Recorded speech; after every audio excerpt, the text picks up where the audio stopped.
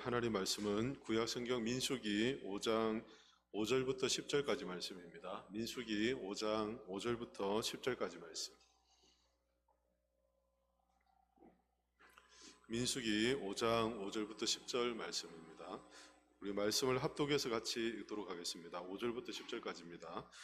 여호와께서 모세에게 말씀하여 이르시되 이스라엘 자손에게 이르라. 남자나 여자나 사람들이 범죄한 죄를 여호와께 거역함으로 죄를 지으면 그 지은 죄를 자복하고 그 죄값을 온전히 갚되 5분의 1을 더하여 그가 죄를 지었던 그 사람에게 돌려줄 것이요 만일 죄값을 받을 만한 친척이 없으면 그 죄값을 여호와께 드려 제사장에게로 돌릴 것이니 이는 그를 위하여 속죄할 속죄의 수장과 함께 돌릴 것이니라.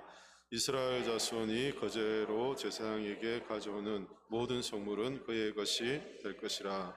각 사람이 구별한 물건은 그의 것이 되나니 누구든지 제사장에게 주는 것은 그의 것이 되느니라. 아멘.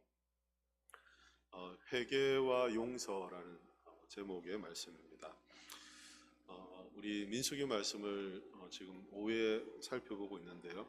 민수기는 이스라엘 백성들이 광야의 기간 동안 그들이 어떻게 그 광야를 거쳐가야 하는지를 잘 말씀하고 또 준비하는 그런 말씀이다는 것을 우리가 앞에 살펴봤습니다.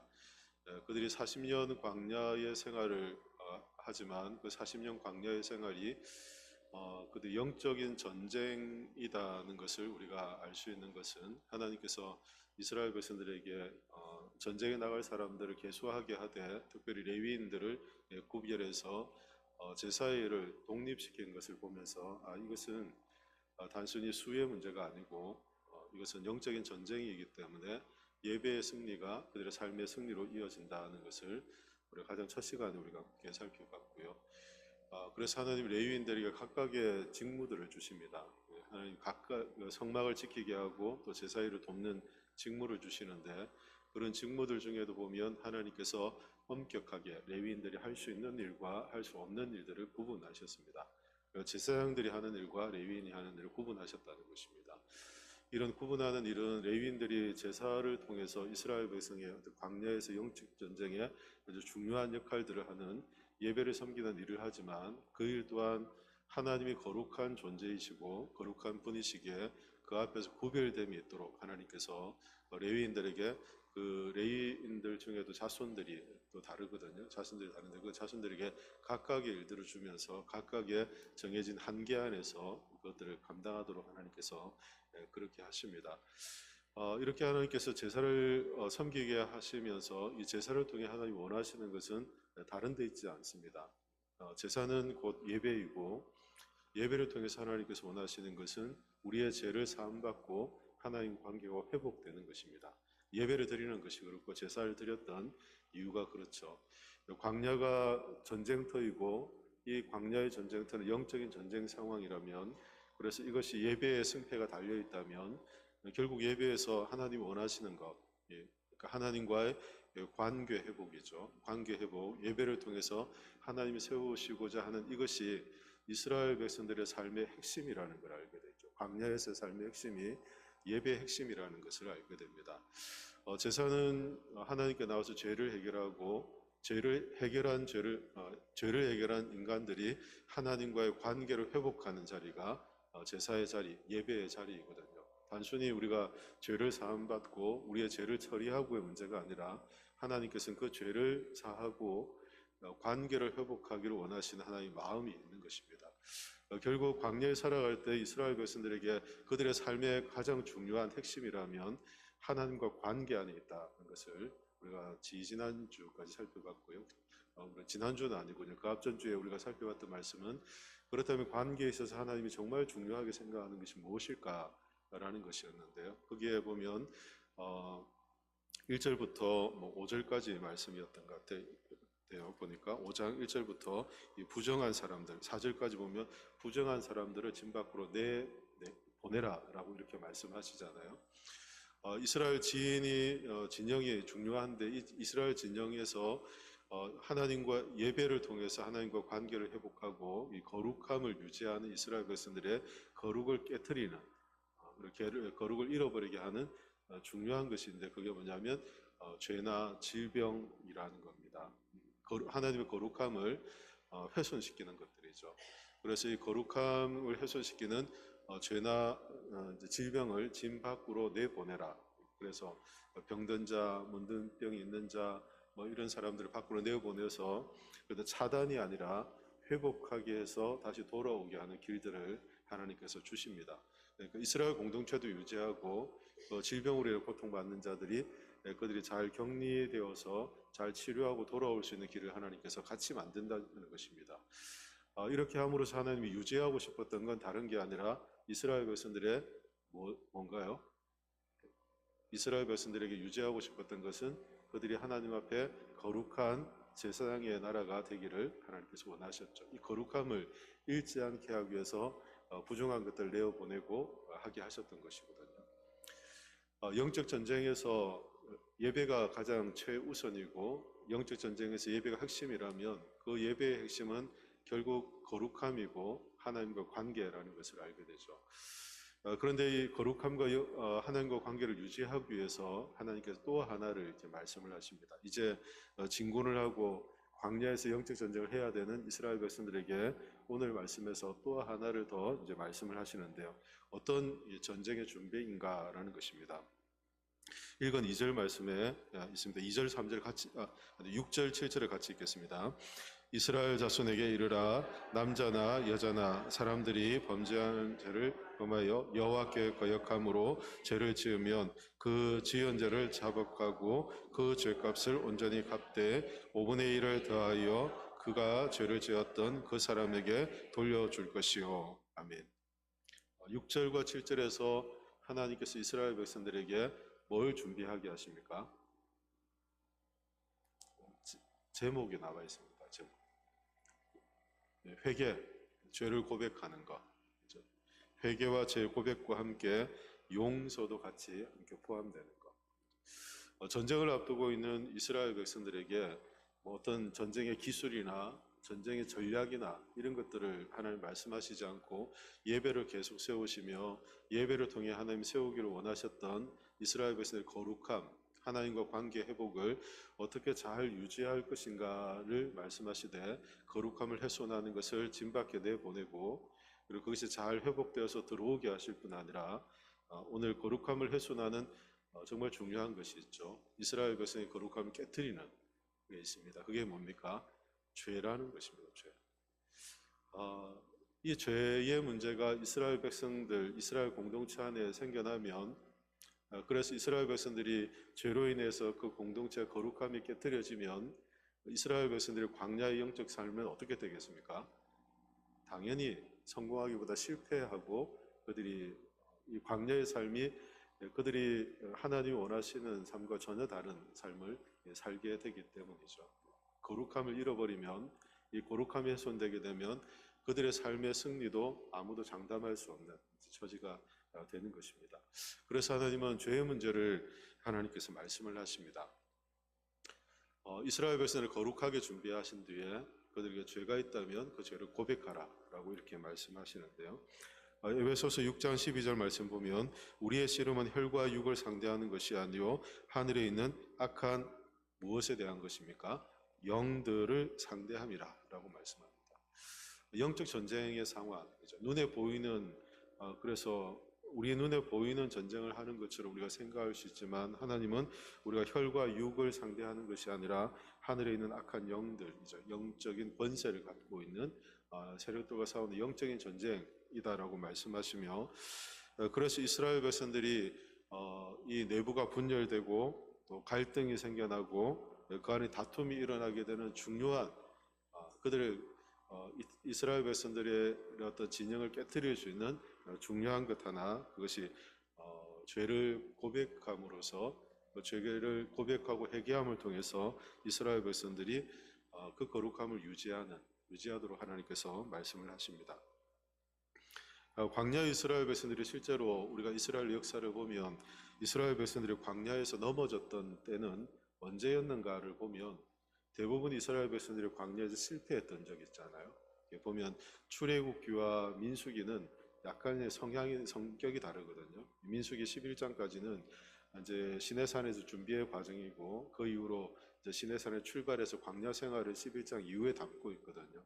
근데 출애굽기의 말씀을 보면 출애굽기에는 또 그 광야의 삶에 대해서 또 다루는 말씀들이 있단 말이에요. 근데 어떻게 서로 다르냐면, 출애굽기의 말씀들은 하나님의 역사에 대한 것들을 그대로 다 기록을 합니다. 기록을 하는데, 민수기의 말씀을 보면 이스라엘 백성들이 광야에서 하나님께 실패했던 실패의 역사들을 그대로 다 담고 있습니다. 보통 우리가 역사를 기록하거나 족보를 기록할 때 수치스럽고 부끄러운 건 좀 빼버리려고 하잖아요. 근데 민수기에는 이스라엘 백성들의 그 광야에서 실패담을 다 담고 있다는 겁니다. 그래서 민수기를 가만히 읽어보면 당시에 이스라엘 백성들이 무엇 때문에 넘어졌는지, 무엇 때문에 그들이 실패했는지를 자세히 들여다볼 수 있습니다. 그런데 그 이스라엘 백성들이 실패했던 핵심적인 어떤 내용들을 보면 외부적 적들에 의해서 실패한 경우는 거의 없어요.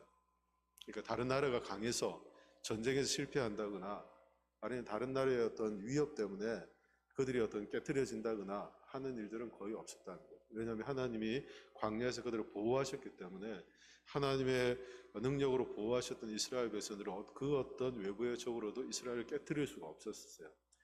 네, 그럼에도 불구하고 이스라엘 백성들이 계속 실패했던 그 이유는 뭐냐면, 그들 안에 있는 원망과 불평, 오해와 상처, 분열, 이런 것들이 이스라엘 백성들이 영적인 전쟁에 살면서 실패하게 만들었던 아주 중요한 요인이라는 것을 보게 돼요. 일반적으로 그렇지 않습니까? 어떤 나라와 나라가 전쟁하게 되면 그러면 서로 국민들이 단합이 된다고 하잖아요. 그렇죠? 어떤 집단과 집단의 갈등이 생기면 그 집단은 단합이 된다고 하잖아요. 이스라엘 백성들은 똘똘 뭉쳐서 광야를 지나서 하나님 약속하신 가나안까지 가야 되는데, 사실 이스라엘 백성들 광야에 있는 동안 계속 분열되고 다투고 오해하고 상처를 받고 상처를 내는, 그래서 서로가 이 거룩함을 유지하지 못하고 이 전쟁에서 계속 실패하고 지는 그런 모습들을 보였습니다. 오늘날 교회가 세상의 어떤 공격, 세상의 어떤 위협 때문에 교회가 어려움을 겪는 일이 그렇게 많지 않죠. 오늘날은 어떤 외부적 어려움들이 그렇게 많지는 않습니다. 교회가 어려워지는 중요한 일들을 보면 교회 안에서 갈등이 많고, 교회 안에 상처 때문에 일어나고, 교회가 분열되고, 또 오해가 생겨나서 교회 안에서 우리 안에 우리가 만들어내는 문제가 훨씬 크다는 걸 알아요. 우리 교회도 마찬가지고, 다른 주변의 교회를 보면 교회가 외부적 어려움 때문에 곤란함을 겪는 경우는 거의 없어요. 딱 교회 안에서 서로가 서로에게 오해하고 상처를 주고 또 분열하고 낙담시키고 실족시키는 일들이 생겨서 우리 스스로가 어떻게 되냐면, 영적인 전쟁을 해야 되면 우리가 전쟁하기 위해서는 어떻게 됩니까? 우리가 스스로 이 전쟁에 잘 준비되어서, 그죠? 우리가 전쟁에 잘 준비되어서 충만한 어떤 상태로 준비가 되어야 되잖아요. 그런데 내부 안에서 일어나는 이런 다툼이나 분열, 이런 것들은 우리 스스로의 힘을 잃게 만드는 거죠. 교회가 힘을 잃는다는 것입니다. 전쟁을 앞두고 힘을 잃어버린 이스라엘 공동체가 되는 것입니다. 영적 전쟁을 앞두고 힘을 잃어버린 오늘날 교회의 모습들. 영적 전쟁이 앞에 놓여 있음에도 불구하고 우리 안에 오해가, 그리고 상처나 분열이나 낙담, 그러니까 우리가 서로의 죄를 고백하고 용서하지 않으면, 그리고 그리스도 안에 거룩함을 지켜가지 않으면 우리 앞에 큰 영적 전쟁이 있음에도 불구하고 그 앞에 우리는 철저하게 무너져서 전쟁에 나갈 수 없는 힘없는 모습으로 서게 되는 모습들을 봅니다. 이게 이스라엘 백성들이 민수기에서 보여줬던 그들의 약한 모습들이었습니다. 하나님이 그들을 보호하시고 하나님이 그들을 붙잡고 광야를 이끄심에도 불구하고 그들 안에서 수없이 많은 이런 이제 문제들을 일으키고, 그래서 서로의 영혼들을 이렇게 낙담시키고, 하나님 나라의 전진이죠, 행군을 가로막고, 그래서 앞으로 나가지도 못하고 뒤로 물러서지도 못하게 되는 어려운 상황 가운데 딱 이렇게 놓이게 되는 그런 일들을 보게 되는 것입니다. 사단이 가장 좋아하는 거죠. 사단이 가장 좋아하는 것이. 그리고 뒤에 말씀드리겠습니다만, 틈을 타서 사단은 틈을 타서 우리를 넘어지게 합니다. 그 틈은 어떤 틈입니까? 우리가 스스로 만들어내는 그런 틈들인 것이죠. 그래서 오늘 성경을 보면 하나님께서는 이스라엘 백성들이 이제 전쟁에 나가기에 그들이 거룩한 제사장의 나라로 준비가 되었다면 그들 앞에 하나님께서 뭘 먼저 요구하시냐면요, 그들의 죄를 회개하라는 것을 먼저 얘기하십니다. 이제 전쟁이 바로 앞이에요. 그 전쟁의 앞에 있는 이스라엘 백성들에게 전쟁에 대한 이야기보다 예배를 세우고 어떻게 행군할까를 얘기하시고 그들의 거룩함을 지키고 하되 그들의 죄를 고백하고 그 죄를 서로 용서하라라는 말씀들을 하고 계신 거죠. 이스라엘 백성들에게 죄를 고백하라라는 것은 오늘 읽은 말씀에는 단순한 죄 고백만을 얘기하지 않고 무엇과 함께 같이 얘기하느냐면 7절에 그런 말씀을 하잖아요. 지은 죄를 자복하고 그 죄값을 온전히 갚되, 죄값은 갚았어요. 그리고 뭐도 더합니까? 5분의 1을 더하여, 이건 뭡니까?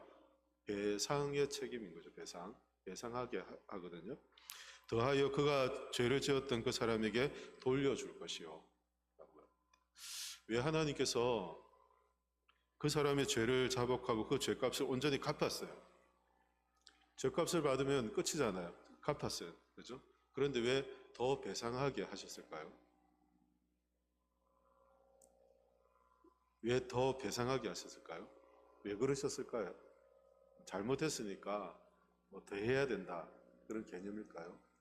왜 죄값을 갚되 5분의 1을 더하여 갚으라라고 하신 말씀이 왜 그럴까요? 내가 상대에게, 이 사람에게 1을 잘못했어요. 그래서 1을 내가 갚았어요. 내 죄를 고백하고 용서를 구했어요. 그런데 하나님은 그것으로 끝이 아니라는 거예요. 끝이 아니라는 거예요. 야, 너 이만큼 했으니까, 나 이만큼 했으니까 너도 이만큼 해. 이게 아니라는 거죠. 하나님 그 위에 5분의 1을 더하여서 갚으라 라고 배상을 하라고 하십니다. 왜 그러셨을까요? 제 고백은 항상 뭐가 전제하느냐면 책임뿐 아니라, 하나님께서 이 죄 고백을 하게 하신 것은 단순히 그 책임을 지고 그 사람에게 어떤 피해가 난 것을 피해를 복구하는 정도가 아니라 5분의 1을 더하여 춤을 통해서 뭘 회복하게 하십니까? 관계를 회복하게 하시는데 하나님 관심이 있기 때문에요. 관계 회복. 이게 이스라엘 공동체하고 오늘날 교회 공동체의 정말 중요한 문제입니다. 하나님 뭐가 회복되기를 원한다고요? 관계가 회복되는 것이 신앙의 중요한 원칙입니다. 하나님과의 관계에서도 제사를 통해서 우리 하나님께서 죄를 없이 한 다음에 죄를 없애는 것이 하나님의 1차적인 목적이 아니고 그것이 없어져야지만이 무엇이 이루어지기 때문입니까? 하나님과 우리의 관계가 회복되기 때문인 것이죠. 죄를 고백하고 자신이 지은 죄 그것을 갚는 것이 아니라 더하여서 배상하게 하는 것도 배상함을 통해서 관계가 회복되게 되기를 원하시는 신앙적 원칙을 하나님께서 말씀을 하시는 것입니다. 내가 좀 잘못한 일이 있으면 내가 잘못한 것에 대해서 이렇게 사과하거나 피해를 복구하는 정도가 아니라 그것을 좀 넘어서는 그 사람과의 관계가 회복되는 데까지 나의 어떤 죄 고백이 되어야 한다라는 그 말씀을 하시는 거죠. 하나님은 사람 사이에서 어떤 죄를 결코 무시하지 않으십니다. 이스라엘 백성 안에도 서로 범죄하고 넘어지고 다투고 갈등하고 이런 일들이 얼마든지 일어날 수 있다고 하나님께서 가정하세요. 그렇지 않으면 범죄한 사람을 당장 심판하셨겠죠. 그들 안에도 얼마든지 이런 일들이 있을 수 있다라고 하나님 말씀하세요. 그런데 그런 죄가 일어날 때 우리는 반드시 죄 고백과 함께 관계 회복을 위해서 우리의 신앙의 원칙을 세워가야 한다라고 말씀을 하십니다. 관계 회복. 이거 어려운 문제인 것이죠. 내가 다른 사람의 피해를 준 걸 피해를 갚는 건 좀 쉬워요. 그죠? 또 물질적 보상하는 건 어렵지 않아요. 우리가 할 수 있는 만큼 하면 되는 거죠. 그런데 관계를 회복하는 것은 굉장히 어려운 문제인 것이죠. 하나님께서 왜 관계를 회복하라고 하시냐면 그것이 이스라엘 백성들의 거룩함을 유지하는 정말 중요한 신앙의 원칙이기 때문에. 교회 공동체 안에, 우리 교회 안에서도 그렇잖아요. 우리가 서로의 관계가 있습니다만 깨어진 관계를 갖고 깨어진 관계의 틈이 생겨나면 그 관계의 틈이 벌어지면 우리 안에서 하나님의 역사하시고 일하시는 것을 우리가 기대할 수가 없는 거예요. 우리의 관계의 틈을 벌어지게 하는 것을 가장 좋아하는 것은 다른 누구도 아니라 사단이 가장 좋아하는 일이고, 우리 안에서 이렇게 깨어지기를 원하는 것은 사단이기 때문이죠. 그래서 우리 이제 죄에 대한 고백 위에 무엇이 포함되느냐면 용서라는 것도 함께 있어야 하는데, 베풀어져야 한다라고 말씀을 합니다. 누군가 잘못한 것, 자신의 잘못을 이제 고백하고 그것을 관계 회복을 위해서 이 신앙의 원칙을 지켜가려고 그렇게 해요. 그러면 어떻게 해야 됩니까? 당연히 용서하는 마음으로 용서를 베풀어야 되겠죠. 건강한 관계라면, 건강한 공동체라면 그렇게 해야 되겠죠. 용서하지 않으려고 하는 마음을 갖고 다른 사람의 잘못이나 연약함을 상대가 이야기하고 관계 회복하려고 그렇게 수없이 많이 노력함에도 불구하고 마음을 딱 닫고 관계를 1도 발전시키지 않으려고 하는 마음들, 그것은 우리의 신앙의 원칙에서 하나님이 기뻐하시지 않는 모습이라는 것입니다.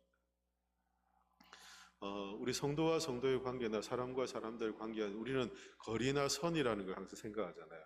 선을 넘네? 그러면 우리가 어떻게 생각합니까? 이 사람과는 이렇게 거리를 둬야 되겠다 생각해요. 저도 그래요. 선을 막 넘잖아요. 그러면 내가 자꾸 선을 지키려고 해요. 이 정도 선이 유지가 돼야 되는데 자꾸 선을 넘어요. 그럼 제가 자꾸 이렇게 선을 지키려고 하는 거죠. 저만 그렇겠습니까? 우리가 그렇지 않아요.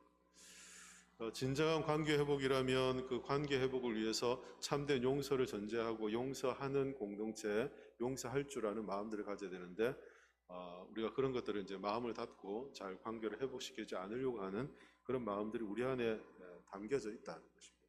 하나님은 이것이 공동체를 철저하게 깨뜨리는 것이 되고 틈을 만들어내는 것이 된다라고 말씀하죠. 누가복음 17장 34절에 보면 예수님께서 제 아들을 향해서 이렇게 말씀을 하십니다. 내가 만일 내 형제가 죄를 범하거든 경고하고 회개하거든 용서하라 7번이라도 회개하노라 하거든 너는 용서하라 하시더라라고 말씀하십니다. 형제가 죄를 범했어요. 그래서 그 죄에 대해 회개하면 7번이라도 회개하고 또 그것을 용서하라라고 그렇게 말씀을 하시죠. 용서에 대한 말씀을 주님께서 제 아들에게 말씀을 하십니다. 영적 싸움의 핵심이 있습니다. 그것은 앞에 말씀드린 것처럼 관계입니다. 관계 회복, 온전한 관계를 유지하는 것입니다. 회개 없는 용서는 방종이라고 할 수 있겠죠. 그러니까 회개하지 않는데 용서를 해준다. 그 사람이 자신의 죄를 고백하지 않는데 뉘우치지 않는데 용서한다. 그러면 계속 방종하게 될 수 있습니다. 용서 없는 회개, 그러니까 회개하는데 용서를 하지 않는 다친 마음으로 우리가 회개하는 모습들을 보고 있으면 정죄로 이어질 수 있습니다. 우리 안에 회개와 용서가 우리 안에 일어날 때만이 교회는 방종하지도 않고 관계 안에서 우리가 정죄하지 않는 그런 신앙의 공동체를 함께 세워갈 수 있다는 것입니다. 이 건강한 신앙의 공동체라는 것이죠. 교회가 지옥과 같은 이건 앞에 고전에서 따온 내용인데요. 교회가 서로 용서하지 않고 제 고백을 하지 않고 함께 모여서 이렇게 신앙생활을 한다면 마귀와 한 침대에서 자는 것과 다를 바가 없다. 이런 신앙 서적에 글귀가 있습니다. 죄 용서와 고백이 없는 그런 공동체 함께 있다면 마치 한 침대에 마귀와 함께 누워 있는 것과 다를 바 없다라고 말합니다. 왜냐하면 우리가 죄를 품고 있는 것이나 용서하지 않는 마음을 갖는 것은 철저하게 누구를 파괴하는 것인 줄 아세요? 우리가 용서하지 않으면 누가 파괴될까요? 자기가 파괴됩니다. 고백하지 않으면 누가 파괴될까요? 자기가 파괴되는 것입니다. 내가 용서하지 말아야지 하지만 사실은 자신의 내면을 철저하게 파괴하는 그런 결과들을 시간이 지난 뒤에 알게 되는 것입니다. 사단이 좋아하는 것이거든요. 사단은 우리의 마음을 그렇게 우리가 용서하지 못하도록, 죄를 고백하지 못하도록 계속 우리를 그렇게 우리의 마음들을 만들어가요. 그런데 그렇게 우리가 용서하거나 아니면 죄를 고백하지 않고 그것을 품고 있으면 우리의 어떤 내면이죠. 우리의 내면이 철저하게 파괴되고 점점 우리의 삶이 비뚤어져 간다는 것을 우리가 알게 되죠. 결국 내가 정죄하는 것처럼 보이지만 결국 정죄는 우리 스스로가 우리의 내면에 하고 있다는 것을 알게 됩니다. 그래서 교회는 고백하는 공동체, 용서하는 공동체가 되어야 합니다. 이 고백과 용서의 공동체를 통해 교회는 건강한 관계를 만들어내고 거룩한 신앙의 공동체를 계속 유지할 수 있기 때문입니다. 만약 우리가 고백하거나 용서가 없다면 우리 연합이라는 측면에서 깨트려지겠죠. 하나됨이 깨트려지겠죠. 그러면 마귀는 계속해서 그 틈을 타서 우리 안에서 우리가 하나님의 거룩함을 잃어버리도록 지속적으로 우리 가운데 역사하기 때문입니다. 우리 말씀 한 곳 찾아볼까요? 에베소서 4장 26절과 27절인데요. 말씀 한 곳 찾겠습니다. 에베소서 4장 26절과 27절입니다.